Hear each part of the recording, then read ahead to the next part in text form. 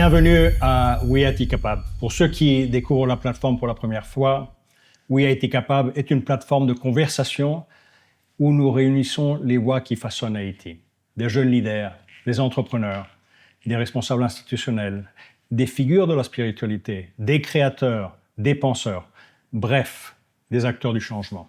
Chaque semaine, nous écoutons, nous questionnons, nous cherchons à comprendre, non pas pour juger, mais pour éclairer. Parce qu'en Haïti, les vraies conversations sont souvent les plus difficiles à avoir. Et c'est précisément pour cela qu'elles sont essentielles. Commençons par quelques chiffres, parce que les chiffres racontent une histoire. Et cette histoire concerne la majorité d'entre vous. En Haïti, plus de 54% de la population a moins de 25 ans. Plus de la moitié. C'est une jeunesse nombreuse, diverse, pleine d'énergie. Et voici ce qui rend cette réalité particulièrement intéressante. Cette majorité démographique possède un potentiel économique et culturel énorme. Mais elle fait aussi face à des défis très réels. En 2024, le taux de chômage des jeunes haïtiens atteint 37,5% pour la tranche d'âge 15 à 24 ans. Et cela, selon la Banque mondiale. Cela signifie qu'environ 4 jeunes sur 10 cherchent activement un emploi et ne le trouvent pas. Ce n'est pas simplement un chiffre. C'est une réalité qui affecte l'estime de soi, les rêves et les projets familiaux. Et pourtant, et c'est là que l'histoire devient fascinante, malgré ces obstacles, la jeunesse haïtienne crée. Elle produit de la musique, elle filme, elle photographie, elle peint, elle entreprend, elle organise, elle rêve, elle refuse le cynisme facile. C'est un paradoxe puissant. Une génération face à des défis économiques qui invente néanmoins des formes alternatives de création et de pouvoir. Une génération appauvrie qui crée une richesse culturelle remarquable. Une génération dont la voix institutionnelle est faible, mais dont la voix créative s'amplifie chaque jour. Ce soir, nous explorons cette tension, ces contradictions, ces chiffres qui cachent des histoires humaines. Stéphanie Sophie Louis a 24 ans. Elle est entrepreneuse, politologue, présidente du gouvernement jeunesse d'Haïti. Et elle anime EduPolitique, une plateforme où elle fait ce que peu d'institutions font. Elle écoute la jeunesse, elle l'analyse, elle la dissèque sans complaisance. Ce soir, elle va nous raconter ce que ces chiffres signifient vraiment. Au-delà des statistiques, il y a une génération entière qui vous parle, une génération qui refuse d'attendre, une génération qui agit. Voici Stéphanie Sophie Louis. We IT Capable commence. Bonsoir Stéphanie, encore merci d'être avec nous. Merci dorénavant de cette conversation qui va être extrêmement intéressante sur le rôle des jeunes, vos propositions, vos réflexions et vos rêves. Bon, bonsoir Xavier. Je vous dis déjà merci de me recevoir à Haïti Capable. Déjà, j'aime le nom. C'est très endogène et ça représente tout ce que Haïti représente à nos yeux. Donc, c'est un plaisir et un honneur pour moi d'être là avec vous. Bon, on va rentrer dans le vif du sujet. Ouais, sans problème. We IT Capable. Et on va vous poser plein de questions. Commençons un peu, pour que nous disiez un peu, vous êtes présidente de la gouvernement jeunesse, vous avez un programme d'EduPolitique qui nous intéresse énormément, et je vais le combiner avec une autre question. Lorsque nous nous préparions pour cet entretien, vous me parlez de cette jeunesse qui peut-être ne connaît pas son pays, qui ne connaît pas ses traditions, qui ne connaît pas ses fêtes, qui ne connaît pas certains aspects culturels.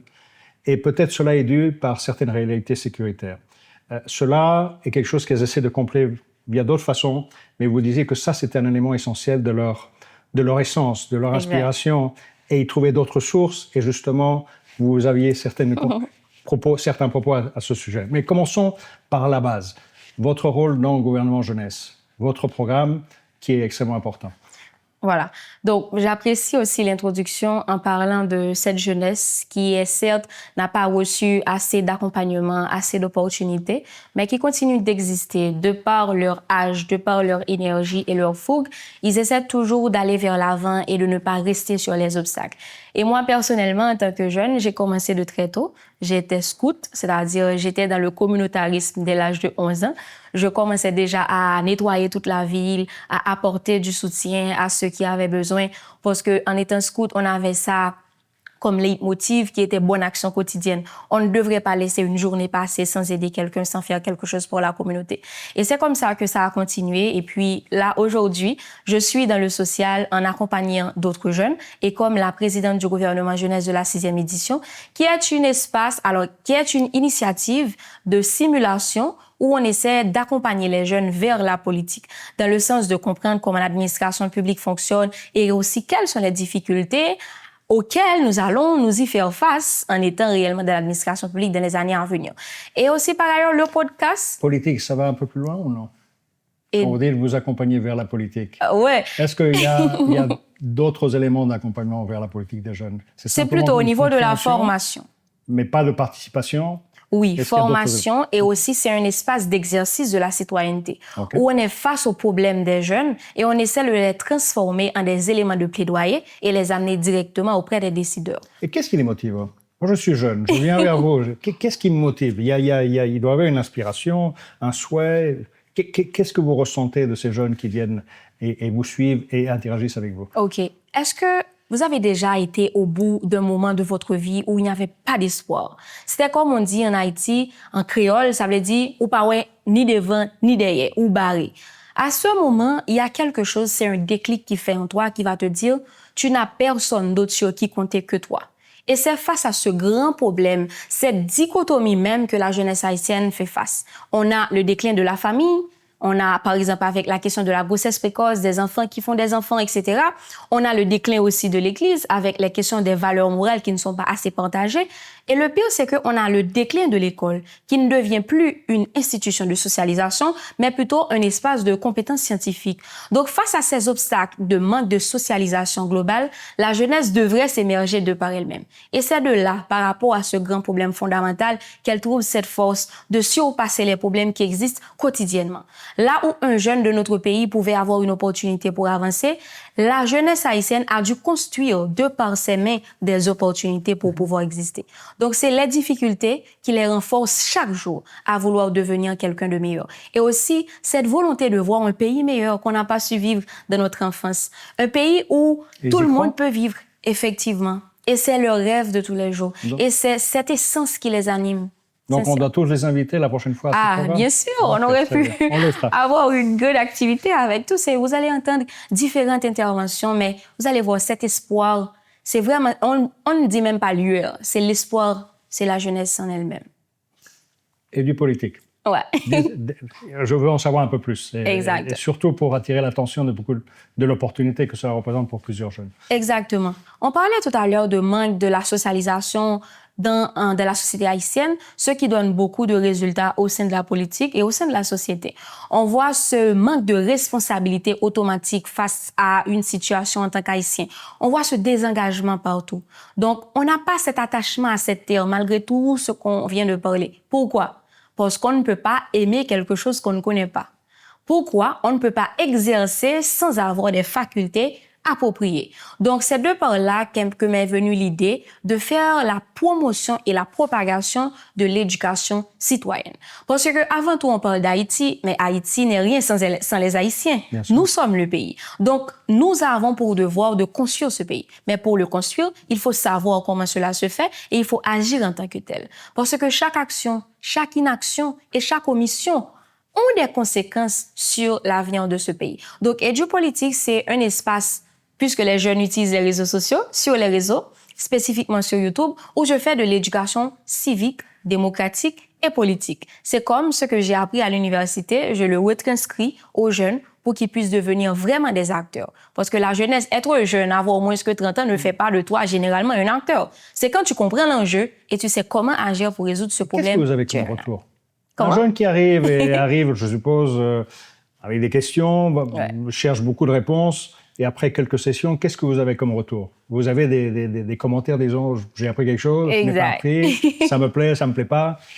La première chose, c'est que parfois le message est beaucoup plus important. Alors, le messager ou la messagère est souvent fois plus important que le message. Pourquoi? Parce que c'est le premier affrontement que l'interlocuteur va faire avec le message. C'est la personne, c'est le canal. Donc, le fait que c'est une jeune femme qui vit des réalités quotidienne comme eux qui présentent ce travail, c'est déjà une approche qui est un petit peu plus recevable. Mais le plus grand obstacle, c'est la concentration, disons. Avec les réseaux sociaux, avec TikTok, où on a des réels de 3-4 secondes, on scroll, ça devient difficile d'apprendre pendant 45 minutes, d'avoir sa plume en main dessus, parce que ce sont des cours, littéralement. Exact. Donc, ça dure combien de temps? Ça dure 30 minutes. 30 minutes. Donc les jeunes ne sont pas patients. Ils veulent des reels de 30 secondes, mais pas des cours sur YouTube de 30 Maintenant, minutes. ce que je fais, je prends des extraits et puis je les poste sur TikTok. Et puis, une fois que ça marche sur TikTok, ils vont sur YouTube pour regarder. Et c'est ce que je les incite à faire. Car si on veut changer de position en étant des passifs pour devenir des actifs, il faut avoir des bagages. Et telle est la faiblesse de la jeunesse. C'est-à-dire, on ne comprend pas l'enjeu. On n'est pas dans l'espace où le jeu se déroule. Donc, de ce fait, nous serons toujours les perdants si on ne comprenons pas effectivement ce qu'il y a à faire. Donc, c'est pour ça qu'il faut prendre du temps pour apprendre, que ce soit à l'école, sur les réseaux, dans les plateformes où les cours en ligne sont disponibles. Je reviens à la question que j'avais posée au début. Vous me parliez la dernière fois de ces jeunes qui essaient de se façonner une identité, ils ne connaissent pas le territoire pour les raisons que l'on connaît, sécuritaires. Vous me disiez que beaucoup des éléments de la culture haïtienne viennent des provinces. Exact. Donc, aller aux provinces, c'est s'enraciner, avoir l'essence même de l'élément héritage culturel haïtien. Ils ne connaissent pas les fêtes, les célébrations, la culture. Qu'est-ce que vous avez comme réaction et comment, justement, ils s'inventent, sachant que, comme plusieurs d'entre nous, nous sommes bloqués dans certaines réalités. Exact. Avant tout, une réalité physique qui nous limite le territoire, où on ne peut pas se déplacer, par exemple, pour ceux qui sont ici à Port-au-Prince. Exactement. J'apprécie énormément cette question parce que vous avez évoqué quelque chose que généralement les Haïtiens n'ont pas conscience. C'est que les provinces qu'on appelle couramment en créole moun en dehors, c'est-à-dire en dehors de la ville, en dehors de la réalité, c'est là où littéralement la culture haïtienne est sauvegardée. De par la pratique de ce qu'on appelle les paysans péjorativement, ce sont eux qui gardent, par exemple, le combitisme, qui est une pratique qui provient d'abord de l'agriculture, en s'aidant mutuellement sans attendre forcément d'autres choses en retour. C'est vraiment l'aspect culturel qu'on appelle rudimentaire qui est l'haïtianisme en tant que tel, c'est-à-dire qui va se refléter dans l'identité haïtienne. Et malheureusement pour nous jeunes, on n'a pas su connaître et faire face à ces réalités, de par les difficultés économiques d'avant et les difficultés insécuritaires qu'on connaît maintenant. Et ça vient obstruer littéralement cette possibilité pour les jeunes de connaître le pays géographiquement, mais aussi de connaître la culture. Et c'est de là que moi, personnellement, en faisant une étude plutôt sociologique récemment, j'étais très étonnée. Je me suis dit, mais malgré toutes ces difficultés, pourquoi ces jeunes continuent à s'enraciner? Et c'est là que j'ai compris le meilleur déclic qu'une génération puisse faire, cette génération est en train de le faire. C'est quoi? C'est l'appropriation de son identité. C'est cette idée de ne pas avoir honte de qui on est. Prenons la couleur. C'est-à-dire, vous allez voir que dans cette génération, les jeunes ne vont plus vouloir se blanchir la peau. Il y a une acceptation des cheveux crépus. Il y a une acceptation du vaudou. Un jeune avec sa famille chrétienne va s'affirmer vaudouisant, peu importe les conséquences que ça peut avoir.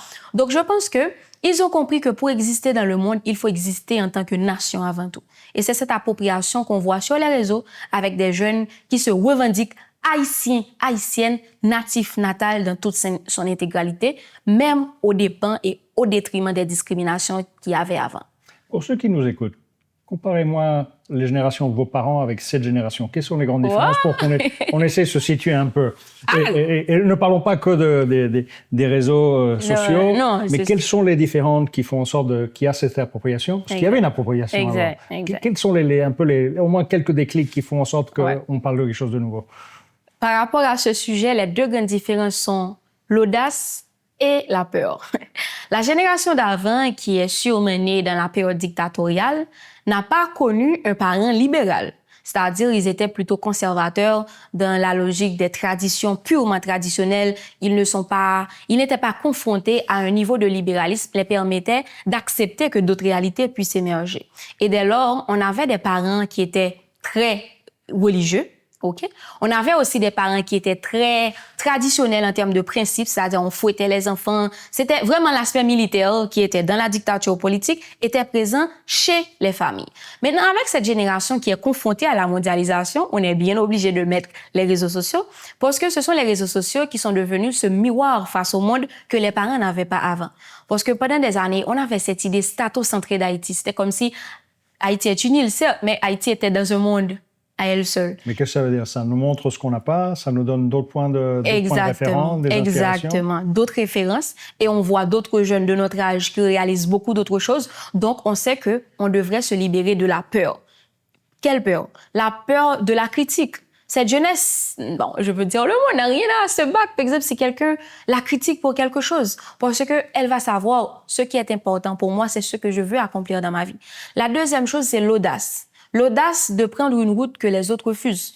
L'audace de choisir des choses que les autres rejettent.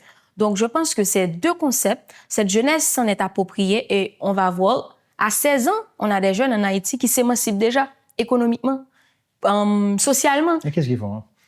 Ils font beaucoup d'activités, ils ont des business, même s'ils sont dans le commerce. Mais avant, quelqu'un de 16 ans était un bébé là. Là, c'est un adulte, littéralement. C'est comme, ils grandissent avant l'heure, on dirait même. Mais là, justement, on voit, on parlait l'autre jour de confiance, Ouais. de dynamisme, de détermination qui se forge le propre destin. Vous êtes entrepreneuse, Yeah. vous êtes politologue, vous êtes activiste. Lors de nos rencontres, nous étions, il y a quelques jours, avec un artiste qui Ouais. est architecte, artiste peintre et professeur dans un institut d'art. On voit que ces jeunes, ils s'inventent un peu leur vie et ils jouent sur plusieurs fronts et sont extrêmement créatifs dans cette démarche. Est-ce que c'est le cas de tout le monde ou vous êtes des exceptions? Bon, à la vérité, j'ai dit ça récemment, quand on parle de la jeunesse haïtienne, certes, je suis jeune, je fais beaucoup de choses, mais je n'aime pas quand on me prend que comme la référence. Pourquoi? Parce que je fais partie de cette élite, de ces 10% de la population, cette 10% qui a eu la chance d'aller à l'école et de cette 5% qui a eu la chance d'aller à l'université. Donc, de là, j'ai eu des opportunités, même si moi, j'étais scolarisée en province, à Las Caobas, j'ai passé toute mon enfance, même si j'étais assez précaire, disons, mais j'ai reçu une éducation familiale qui m'a vraiment poussée, comparativement à une grande majorité qui n'a pas eu l'encadrement familial qu'il faut, qui n'a pas eu l'encadrement communautaire, ce que moi j'ai bénéficié. Je n'avais pas que ma maman et mon père qui me couraient après quand je faisais des choses. J'avais toute une communauté pour me dresser sur le droit chemin. Mais par ailleurs, le fait qu'il y a plus de demandes et il y a moins d'opportunités, les jeunes se sont obligés de devenir plus créatifs. C'est-à-dire, on ne peut pas se baser sur l'idée d'aller à l'université et attendre un travail. Les chiffres de l'introduction viennent de le prouver. Environ 37%, si ce n'est pas plus, ce que je pense, de chômage, car les jeunes ne travaillent pas dans le secteur de l'emploi, non plus dans le secteur de l'entrepreneuriat qui commence à intégrer. Donc, s'il n'y a pas d'opportunité, on est bien obligé d'en créer. Donc, c'est de là que cette idée de touche à tout, par exemple, moi, à part de politique, voilà, j'enseigne, je suis aussi professeur, je fais aussi des dessins, je fais un peu de tout. Juste pour dire, si ça ne marche pas, j'ai une autre carte en main, ça va marcher. C'est une gestion des risques, ça? Kind of, yeah. On a parlé des 10%, parlons des 90%. Dans plusieurs sports, on parle de dynamique d'équipe, mais on se concentre sur celles qui vont moins vite. Exact. Ces jeunes, ces 90%, qu'est-ce qu'on peut faire pour eux? Exactement. Ceux qui n'ont pas eu des tissus sociaux, communautaires, des modèles, qu'est-ce qu'on fait pour eux? La seule chose, et la première, c'est l'éducation. Je ne parle pas d'instruction scientifique, c'est-à-dire A plus B, etc. Je ne parle pas de ça. Je parle de l'éducation où on va guider cet individu à devenir un citoyen ou une citoyenne. C'est-à-dire quelqu'un qui est bien imbu de son entourage, de son environnement, des réalités qui se passent, ce qu'on appelle l'éducation endogène. C'est-à-dire c'est quelqu'un qui peut utiliser les difficultés de sa communauté et les transformer en de réelles opportunités pour lui et pour les autres. L'éducation, c'est non seulement d'avoir plus d'écoles, mais aussi d'avoir plus de guides. Je ne les appelle pas des professeurs, mais des guides. Des gens qui peuvent guider ces jeunes à devenir meilleurs, à aspirer meilleurs. Et c'est qui ça? Ce sont des gens dans les réseaux sociaux, les parents, les amis, le professeur, la professeure? C'est qui? Bon, je peux dire, chaque personne qui a eu la chance, parce qu'en Haïti, c'est une chance d'aller à l'école, de toucher le sol d'une école qui a su bénéficier de cette gratification éducative, son rôle automatique, c'est de transmettre cet acquis aux autres. Car on parle d'une population qui est extrêmement vulnérable. On parle d'une population qui n'a même pas d'aspiration. On parle de la majorité. Donc, on n'aura pas assez d'argent peut-être au tout début de payer tout le monde pour être des professeurs cadres. Mais on a besoin de cette vulgarisation de l'éducation. On ne parle pas d'analphabétisation, c'est-à-dire montrer aux gens de lire A, B, C, D. Non. On parle de cette structure d'encadrement et qui peut non seulement leur donner les compétences scientifiques, mais des compétences techniques. c'est-à-dire des opportunités professionnelles permettant à la personne d'acquérir une autonomie financière assez rapide sur le court terme. Moi, j'avais un professeur qui me provoquait, il me disait, au-delà de tes connaissances, c'est un état d'esprit. Yeah. Quel que soit le défi, il y a toujours une solution. C'est vrai. Et tu essayes tout pour y arriver. C'est vrai. Est-ce que ça fait partie de cette force, au-delà des capacités techniques, des acquis pendant leur éducation? Parce qu'on voit cette façon de s'adapter, de trouver des solutions, malgré un environnement qui est complexe. Je pense que cette question répond à une autre question qu'on appelle la question générationnelle. Okay. C'est dans le sens que, implicitement et tacitement, chaque génération sent qu'elle a un défi à relever. Et je pense que cette génération, ma génération, nous avons compris que ce défi est de transformer toute une société. Et malheureusement, c'est un très grand travail parce qu'on doit donner quelque chose qu'on n'a pas eu. Donc, c'est un double travail de se construire en construisant une société. Donc, je pense que c'est cette envie de ne pas vouloir échouer face à ce grand défi devant les parents, devant les amis, devant l'étranger. Donc, on essaie de tout faire pour dire on doit apporter notre pierre. Et c'est parce que nous devons aider les autres. Mais toutefois, ce que j'essaie de faire est d'accompagner les jeunes, de les démontrer la volonté est bien, mais elle ne suffit pas. Sans structure, sans organisation, et sans objectif précis, on ne va rien atteindre. Et ça, c'est la plus grande faiblesse de la jeunesse. C'est comme si on a tellement de fougue qu'on veut tellement faire de choses à la fois que parfois, on passe à côté. Yeah. Et je pense que si on essaie de se structurer dans sa vie personnelle, sa finance personnelle, même ses relations intimes, tous les aspects de la vie, en tant que génération, on saura répondre à cette grande question générationnelle. Continuons à transformer cette société. Ouais. Et parlons de gouvernance, de démocratie et de participation citoyenne connectés aux jeunes. Restons sur la transformation de la société. Yeah. Et un thème important, c'est le thème de gouvernance, de démocratie et de participation relié à la jeunesse. Et je sais que vous êtes extrêmement actifs dans cette dynamique. Yeah. Nous avons un processus électoral qui s'annonce, une opportunité, mais partons du constat qu'il y a toute une génération, à peu près 10 ans, de jeunes qui aujourd'hui ont 28 ans, qui ne savent pas ce que c'est, parce qu'ils n'ont pas eu l'opportunité en 2015-2016. Regardons ça d'une façon constructive, pas simplement comme un jeune qui participe à un débat, qui participe à une réflexion dans sa communauté avec d'autres acteurs, mais qui aussi peut-être participe à l'organisation d'un processus électoral, dans une baie, dans une BEC, comme membre des équipes qui travaillent sur ces thématiques, qui peut se présenter comme candidat et qui émet son vote. Vous parlez à cette jeunesse, et dans un esprit de oui, a été capable, et on le parle comme une opportunité. Qu'est-ce qu'on leur dit à cette jeunesse? C'est une opportunité à ne pas perdre? Est-ce qu'il y a d'autres choses à dire? Bon, j'aime encore une fois l'introduction parce que ça pose le problème dans toute sa profondeur. On a environ près de 3 générations ayant déjà 18 ans, n'ayant pas encore eu la chance de participer aux activités électorales, d'autant plus que cette partie de la jeunesse s'est grandie avec la transition. C'est-à-dire, quand tu grandis avec la fin de mandat instable, où il y avait des manifestations populaires tous les jours, et tu termines cette génération en étant dans une transition, là où il y a peu de participation politique, là où il y a vraiment cette opacité entre le gouvernement et les gouvernés, c'est un petit peu difficile d'aborder ce sujet. Mais il faut leur dire qu'ils doivent y croire. Bien sûr. Comment leur dire je viens là-dessus. Je m'engage, je participe. La première chose, j'ai fait l'expérience dans un projet qu'on avait avec le gouvernement jeunesse, ça s'appelle CV, Citoyen éclairé, vote, Citoyen informé, vote éclairé. On a connu ce blocage, c'est-à-dire en venant présenter l'aspect électoral chez les jeunes, la première chose comme remarque qu'ils ont fait, c'est « Ah, vous n'avez même pas parlé des problèmes et puis proposer des solutions. » C'est-à-dire, avec les jeunes, il faut toujours poser les problèmes tels qu'ils sont pour ne pas se voiler la face et sinon, on aura un blocage total, je vous dis. Maintenant, pour parler à cette jeunesse de sa participation électorale, déjà, je dois leur dire que la citoyenneté n'est pas subjective, elle est obligatoire. C'est-à-dire, on ne choisit pas de prendre sa citoyenneté ou non. Dès qu'on a 18 ans, on va recevoir notre carte d'identité. Automatiquement, on acquiert nos droits civils et politiques. Donc, dès lors, on a pour obligation, c'est pas pour volonté, on a pour obligation de participer dans la vie politique du pays. Et ce que j'aime leur dire aussi, on parle toujours de droits, on parle toujours de devoirs, mais ce pays a su créer des citoyens parasites pendant les dernières années. Des gens qui demandent sans vouloir participer. Donc, on a des responsabilités, c'est ça que vous dites? Exactement. Et c'est ce qui a amené le pays là où nous sommes. Nous avons toujours des droits selon la Constitution, mais s'il n'y a pas des gens qui font leur devoir pour garantir à ce que d'autres puissent jouer leurs droits, nous serons dans 20 ans, dans 10 ans, dans une situation comme telle. Donc, le message pour les jeunes, c'est de leur dire, la passivité tuera toujours. Être passif, c'est déjà être coupable dans une histoire, même si on n'est pas l'auteur de l'acte. Donc, si on reste à critiquer, à rester à parler, nous allons jamais être des acteurs. Donc, c'est un moment de ne pas participer seulement en votant, ce qu'il faut faire d'ailleurs, mais en proposant de nouvelles alternatives.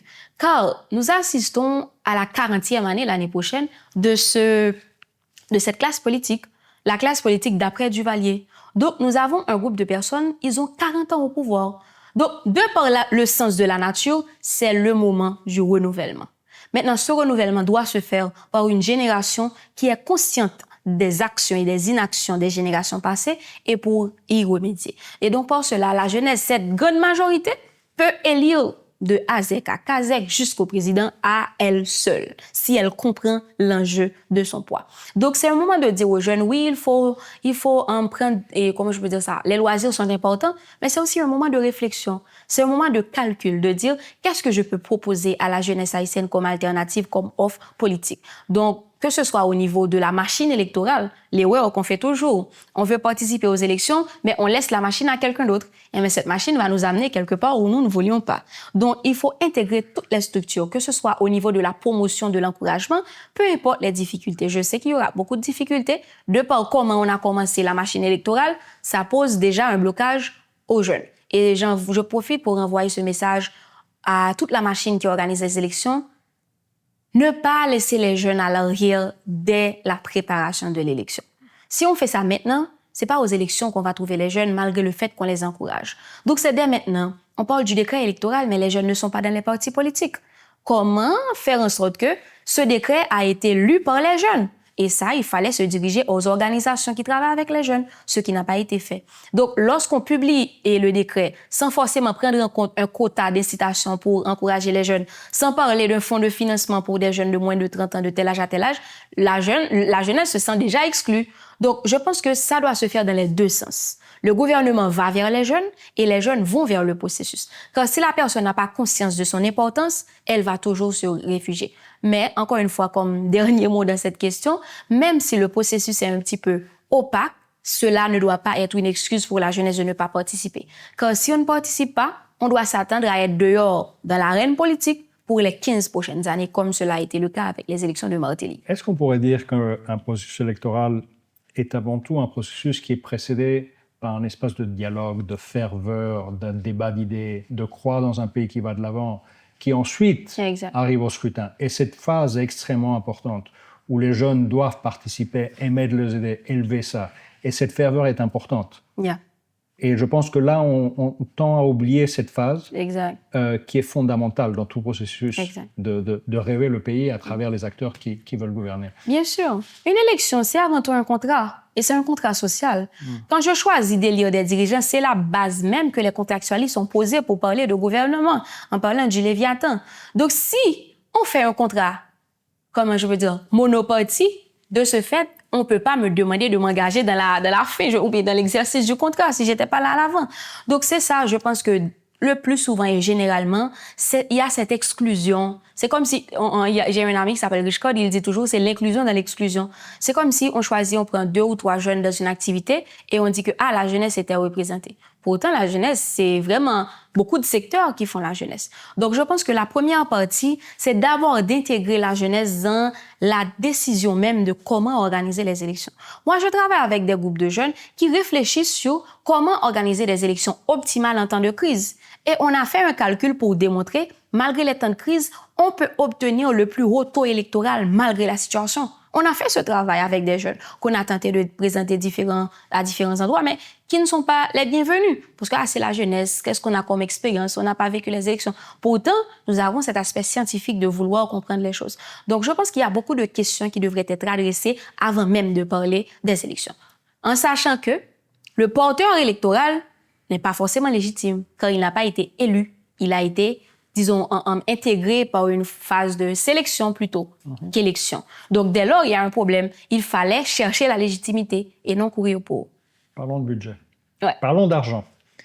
N'importe. On parle beaucoup de jeunesse, on l'associe à des thèmes d'éducation. C'est presque un réflexe pavlovien, on parle de santé, Ouais. mais de temps en temps, on ne parle pas de commerce, on ne parle pas d'affaires sociales, on ne parle pas de culture, sport et jeunesse actuellement.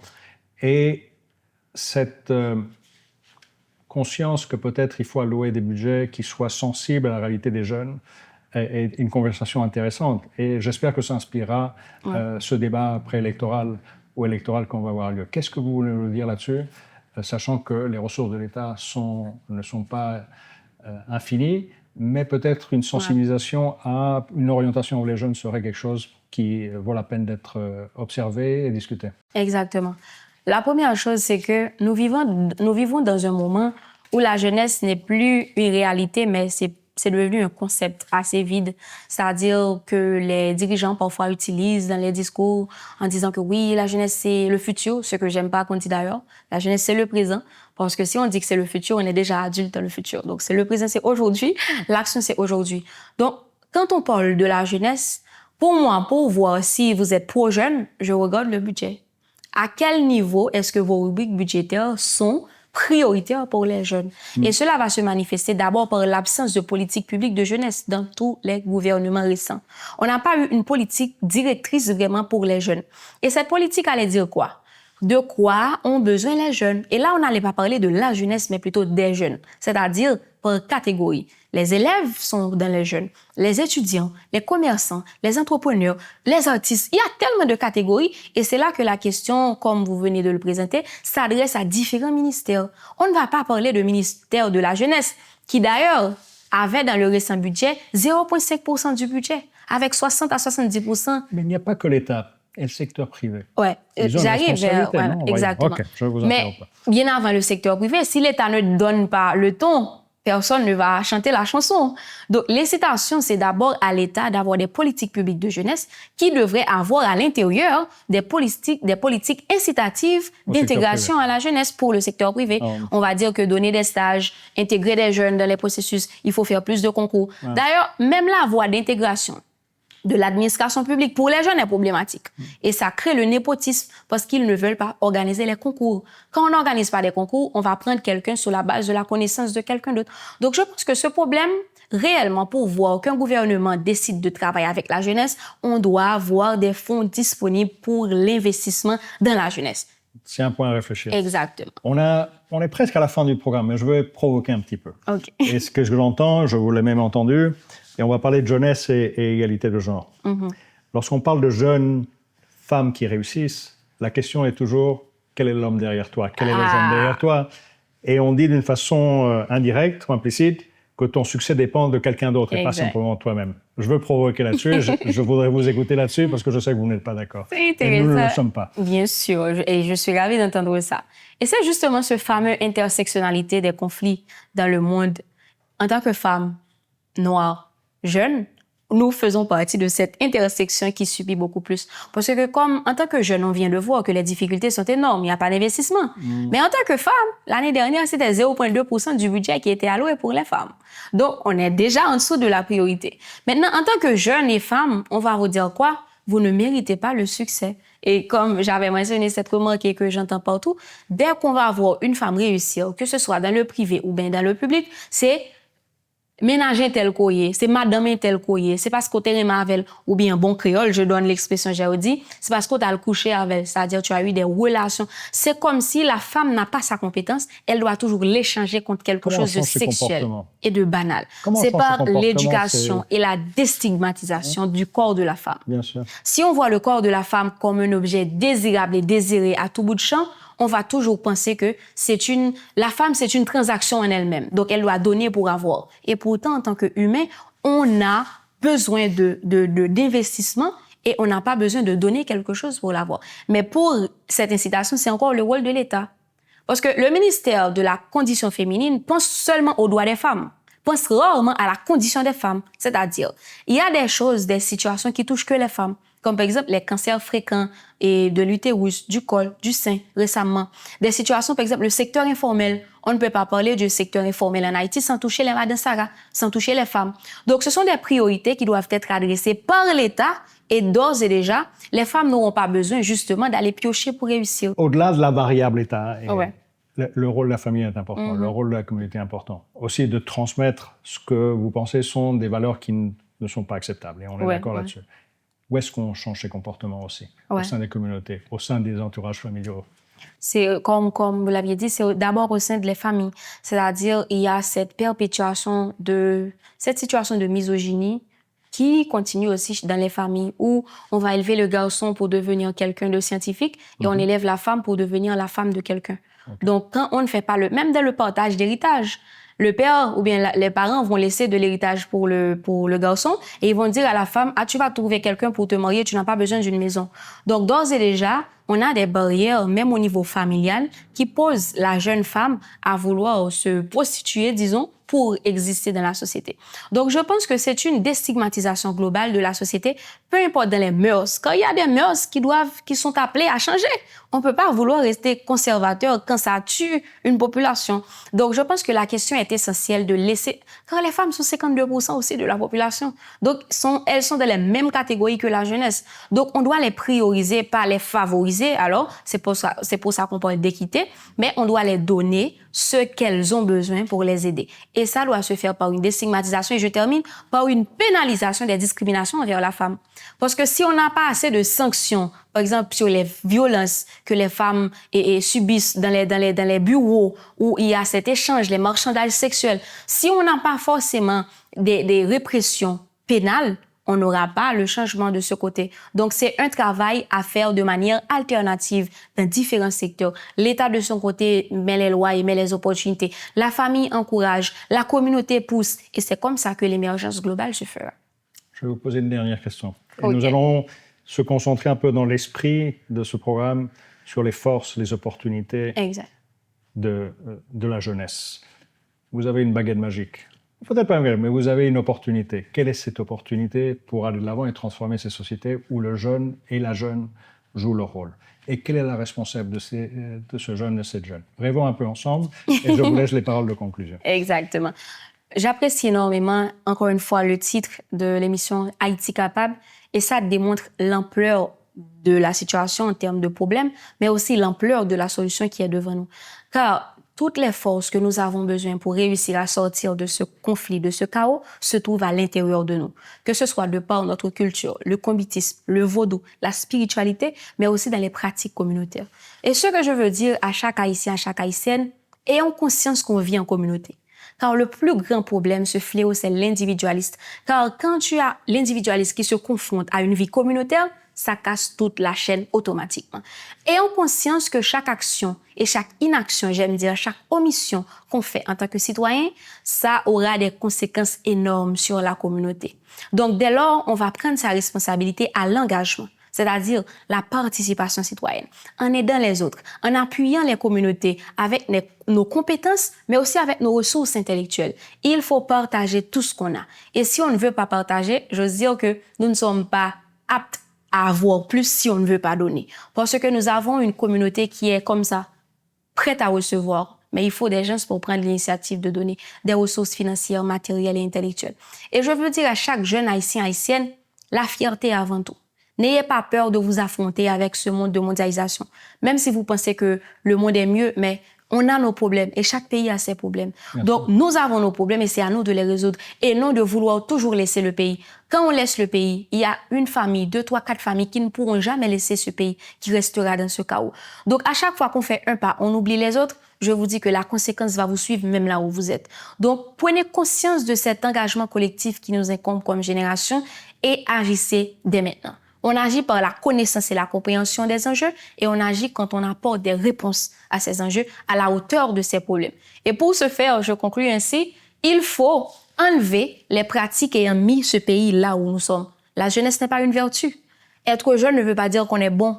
On doit avoir les qualités et les valeurs haïtiennes telles que l'honnêteté, l'humilité, la transparence, la participation, la collaboration, la solidarité et l'amour. C'est-à-dire, il faut agir autrement pour résoudre un problème. Tant qu'on fait les mêmes choses, on aura les mêmes solutions. Le déterminisme historique.